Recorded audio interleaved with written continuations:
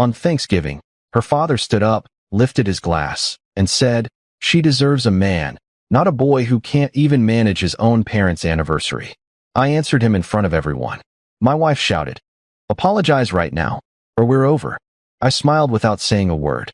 And when she came back home weeks later, there was no home to come back to. My name is Marcus.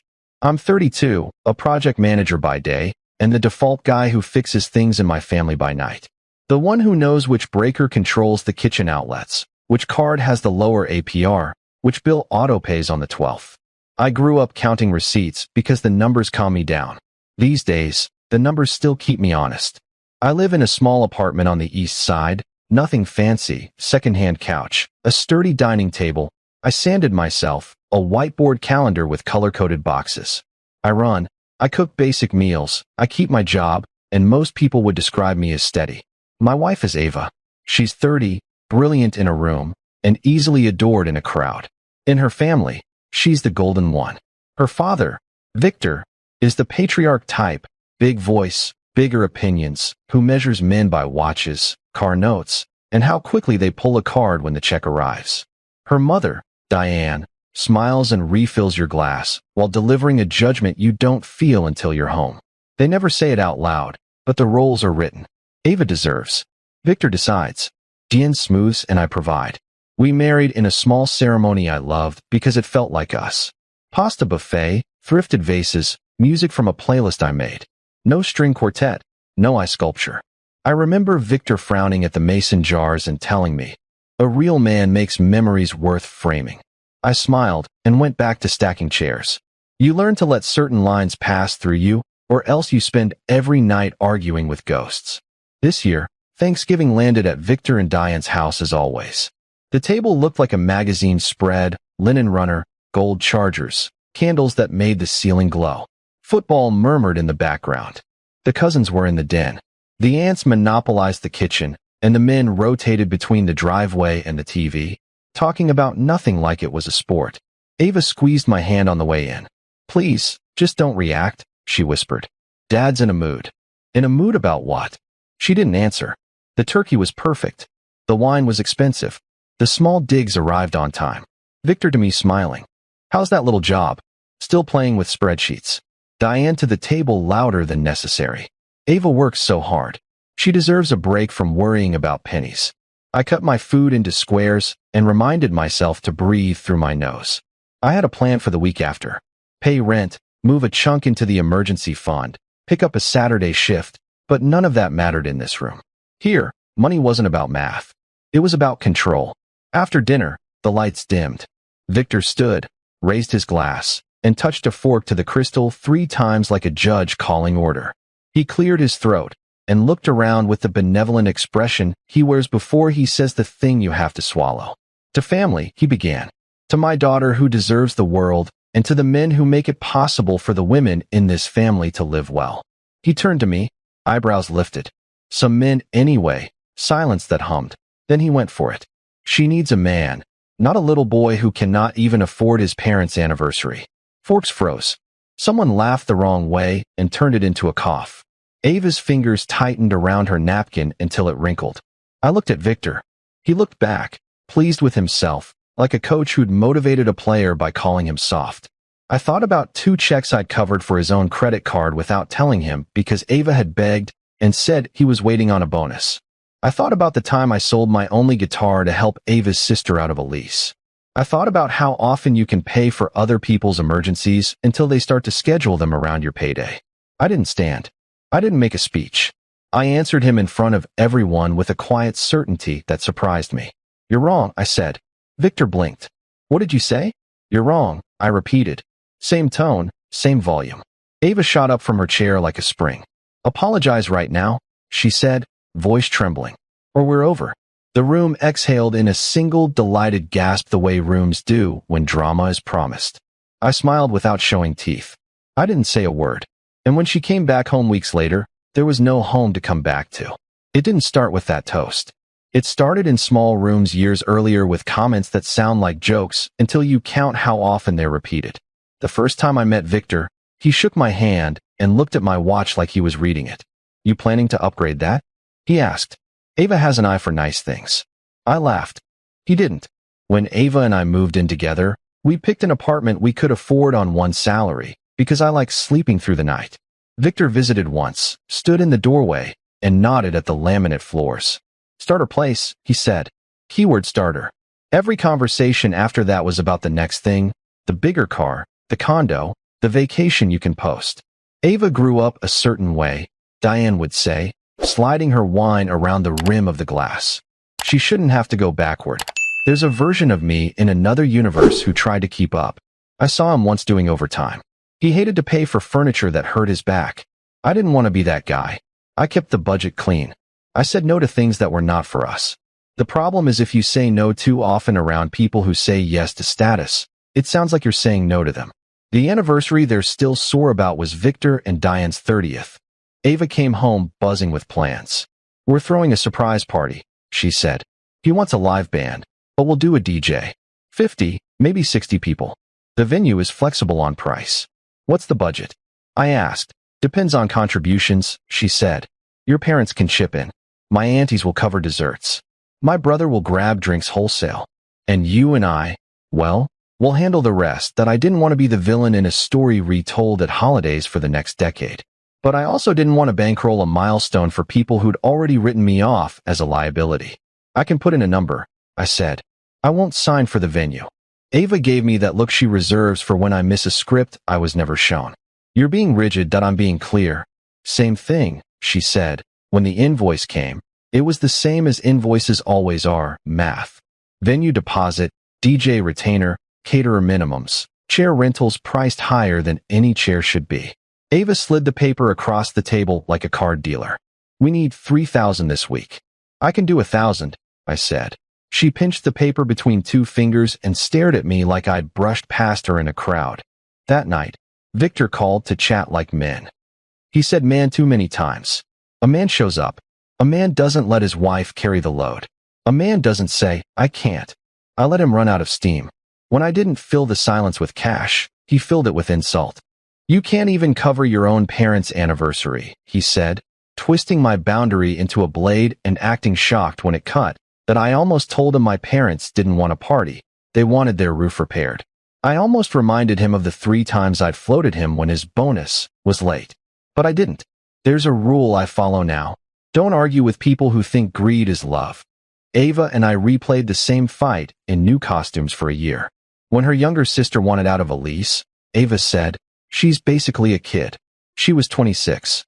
When her brother pitched a pyramid scheme with one extra step, Ava said, it could be huge. It wasn't. When Diane's card declined at lunch, she texted Ava to cover it with your joint. The next day, I saw the charge land on a card with my name. It's family, Ava said. I'll pay you back. She forgot. Not out of malice. Just because forgetting is effortless when there are no consequences. I tried compromise. I made a color-coded budget with categories we both agreed on: rent, groceries, savings, fun, and a capped family support line. Ava seemed impressed. It's cute, she said, and I watched it shrink from a plan into a polite suggestion. Cute doesn't change behavior. Boundaries do. I just wasn't ready to fight for them yet. The small humiliations stacked up. A family dinner where Victor clapped my shoulder and joked, let's hope he gets a real raise soon, as if my salary were a temporary illness. A holiday where Diane asked, in front of everyone, think Ava will ever get her ring upgraded? As though love came measured in carats. A loan to her brother that became a gift when he lost his phone, the week he was meant to repay. That I wasn't perfect in this story. I did things I didn't want to do, just to keep the peace. I covered charges. I swallowed pride. That I let my balance sheet carry the weight of other people's feelings. And every time I did, Ava's gratitude bought me 24 hours of calm before the next request arrived. In quiet moments, I tried to explain. It's not the money, I said. It's the disrespect. It's the way your dad talks to me like I'm an allowance. It's the way you say just this once every month. It's the fact that I'm the only one keeping track of the numbers. Ava would soften. I know. He grew up poor. He hates feeling small. So do I said. She kissed me and whispered, please don't make Thanksgiving a scene. He'll toast. He always did. Just let it go. But letting it go isn't a plan. It's paying interest on silence. On Thanksgiving morning, I ran 5 miles and told myself to be a pond, still, reflective, hard to disturb. I showered, put on the good sweater, loaded the pies we bought because Diane criticizes crusts. I drew a circle around my patience and hoped no one crossed it. Dessert. Victor crossed it. He stood and said the thing that you're wrong. I answered. Ava told me to apologize or we were finished. In that moment, math finally beat drama. Here were the facts. I had tried. I had bent. I had financed and forgiven. And now my wife wanted me to bow in public to protect her father's pride. That I smiled without speaking. Arguing with a toast is just theater, and I had stopped doing theater. On the drive home, silence. In the elevator, Ava stared at the floor numbers like they could tell her who she'd married. In our kitchen, she set down her purse and said, "If you don't fix this tomorrow, I'll stay at my parents' until you do." I looked at her. I loved her. I also loved myself. I said nothing. Silence can be a hammer. It can also be a door. She packed a bag and left. The door clicked shut like a period. I sat at the table and opened my laptop. Not to do something petty, just something honest. I didn't sleep much. Instead, I made a list, because lists keep me from reacting like a fool. Separate finances immediately. Remove family as authorized users on every card with my name. Freeze the family emergency card. Draft a letter with clear terms for any reconciliation. Call the landlord in the morning about lease options. At 7 a.m., I made coffee. At 7:15, I logged in and checked every account. Clarity sharpens your eyesight. Charges I'd overlooked suddenly glared back. A salon bill. A florist deposit. A boutique purchase labeled event dress. All on the card Ava used because it was ours. That I didn't rage. I downloaded the statements, printed them, slid them into a folder labeled faxed. At 8 a.m., I called the card companies. I am the primary cardholder. Please remove the following users. At 8:20, I disabled a secondary debit card through the bank app. At 8:30, I paused the auto transfer into the so-called emergency fund that had become a family sugar line. At 9 o'clock, I emailed HR to split my direct deposit into a new account I'd quietly opened last month. For someday, none of it was revenge. Every click was a stitch closing a wound. At 9:15, I typed a letter. No flourishes. No quotes. No preface. Just terms. Ava, if we're to continue, we need boundaries that live in actions, not apologies. We will keep separate checking accounts and one shared account only for rent, utilities, groceries. No family charges on any shared card, ever. Your father will not speak to me like I'm a child. You will not ask me to accept public disrespect for the sake of peace. If your family needs help, we decide together, with a cap, in writing. And we go to counseling. This wasn't about revenge. It was about closure. I didn't send the letter right away. I made eggs instead. At 10:30, I called the landlord. Early termination was possible with notice or a fee. I asked for the form. By noon, Ava texted, "Dad expects you at 3. You can fix this." I replied, "I won't attend a tribunal." She said, "So childish." Victor left me a voicemail full of insults. I ignored it. At 3 o'clock, I packed a duffel, documents, passports, the folder labeled fax. By 4:30, I dropped off the termination form. At 4:32, I sent Ava the letter. This is what it would take. Her family blew up my phone. I put it face down and went running until the noise left my body. The next day, Ava wrote, "We can revisit when you apologize to my father." I answered, "No." Within a week, half my things were in storage. By day 7, I woke to a quiet that didn't hurt. Coffee, toast, light crawling across the floor. I called a therapist and said, "I think I've been confusing enabling with love." 2 weeks later, I moved out. The landlord called it the cleanest exit of the year. It felt like a compliment and a funeral.